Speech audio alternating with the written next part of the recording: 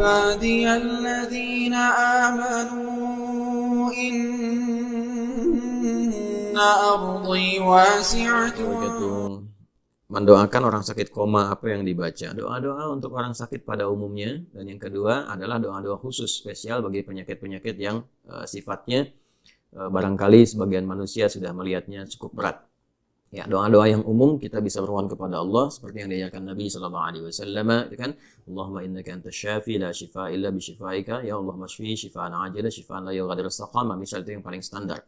Atau ada doa-doa yang kita bisa teladani dari kisah-kisah para nabi, ya, yang pernah kemudian diuji dengan sakit dan diminta Rasulullah SAW belajar dari itu semua. Contoh misalnya kalau sakit-sakit standar yang kita rasakan sendiri, kita bisa bacakan sendiri, kita merasakan, kita bisa rasakan. Maka itu misalnya di Quran surah ke-26 Asy-Syu'ara di ayat ke-80, ketika doa Nabi Ibrahim alaihissalam diabadikan di situ, wa idza maridtu fahuwa yashfin. Pegang yang sakitnya. Ya, dan saya biasa mengamalkan itu juga, dan alhamdulillah senantiasa mendapatkan barakah dari apa yang dimohonkan itu, ya. Jadi misalnya saya pas kemarin di Sumatera, teman-teman yang di Sumatera tahu itu, yang di Padang khususnya, yang saat saya ke Batu Sangkar sudah di Bukit Tinggi itu, ya, Bukit Tinggi itu dan setelah itu ke Aur Kuning gitu, ya. Itu kan teman-teman tahu sendiri, ya, suara itu hampir hilang gitu, dan ada satu momentum yang benar-benar hampir hilang, ya. Di Kalimantan bahkan hilang sama sekali. Waktu itu pernah saya ke Kalimantan, mudah-mudahan teman-teman insya Allah kita rencanakan sana lagi.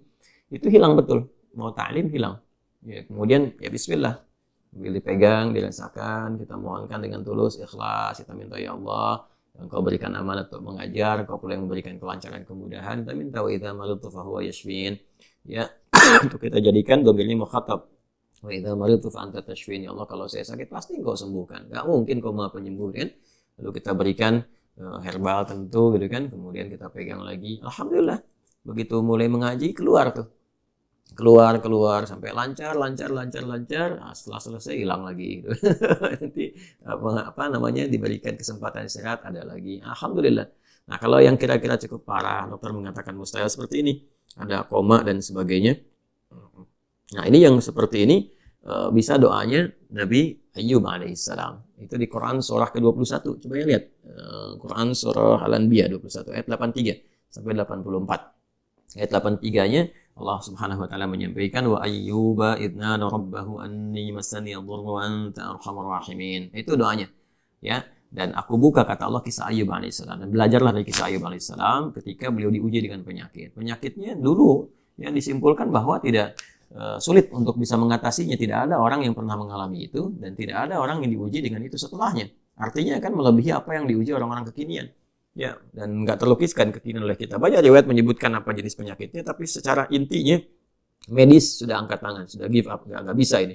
Maka apa yang terjadi ketika manusia sudah mengatakan nggak mungkin, ini tanda dari Allah supaya kita langsung memohon kepadanya. Dan Allah berkehendak mengabulkan langsung tanpa campur tangan siapapun, untuk menunjukkan cinta kasih Allah. Nah, cinta kasih itu bisa lahir dari kesungguhan kita beribadah. Makanya kalau ada penyakit atau ujian apapun yang dirasakan berat, manusia nggak bisa atasin, ini tanda untuk kita meningkatkan ibadah kepada Allah. Ya, kalau udah diberikan begitu belum mendekat kepada Allah juga, bagaimana lagi diberikan cara untuk mengenal Allah, untuk bertakwa kepada Allah? Maka di antara doanya dibacakan yang tadi, Anni masani yadhurru wa anta arhamur rahimin. Itu kan untuk pribadi. Kalau untuk orang lain bisa dikatakan annahu, ya kan, masanihi dhurru wa anta arhamur rahimin. Tapi kalau kita mau bacakan full ayatnya begitu nggak apa-apa, diniatkan ibadah. Bacakan dalam sujud sambil tahajud malam, bacakan di sampingnya, minta sama Allah dengan kesungguhan, lalu didorong dengan sedekah, ya kan, dengan kebaikan-kebaikan. Niatnya untuk itu.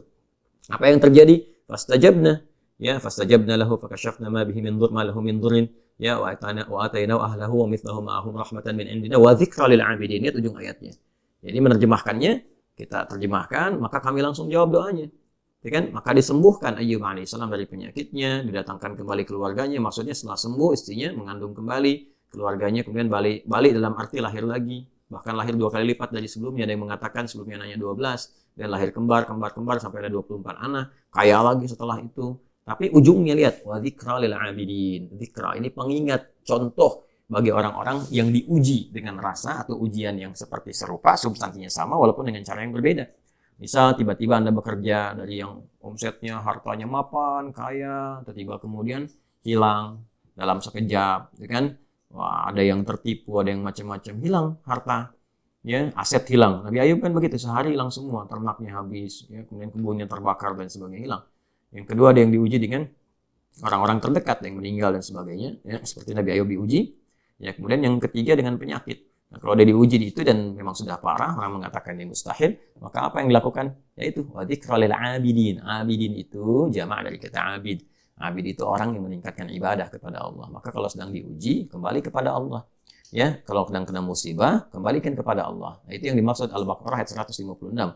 Alladzina idza asabatuhum musibah qalu inna lillahi wa inna ilaihi raji'un. Kalau sedang diuji dengan apapun, kesenangan ataupun rasa duka, maka sadari diri, ini dari Allah, semua cuma titipan. Ya, semua ini diuji supaya kita lebih kuat lagi, supaya kita lebih mampu mengeluarkan kemampuan yang lebih hebat, supaya lebih dekat dengan Allah. Maka disadari, kalau sudah sadar, segera lakukan pendekatan. Lakukan pendekatan kepada Allah, tingkatkan ibadah, ya, mohon doa, sabar jalan itu, sabar dulu. Sabar itu bukan diam, sabar itu terima sebagai ujian, ambil hikmahnya, tingkatkan ketaatan. Jadi kita bisa bangkit lagi, move on. Ya, setelah itu apa yang terjadi? Ayat 157-nya, ulaika alaihim salawatu min rabbihim. Orang-orang yang demikian menerima dengan sabar, lalu dia alihkan energinya untuk berbuat yang positif, dia tingkatkan ketaatan, dia bangun tahajud, dia berdoa, dan seterusnya. Maka kata Allah, itu dipuji orang ini, dipuji Allah. Ya, wa rahmah, dirahmati oleh Allah. Begitu dirahmati, wa ulaika humul muhtadun, dan kemudian diberikan petunjuk oleh Allah untuk mengatasi persoalan yang sedang dia hadapi. Kadang-kadang langsung oleh Allah diberikan pancaran kemuliaannya. كل نفس ذائقة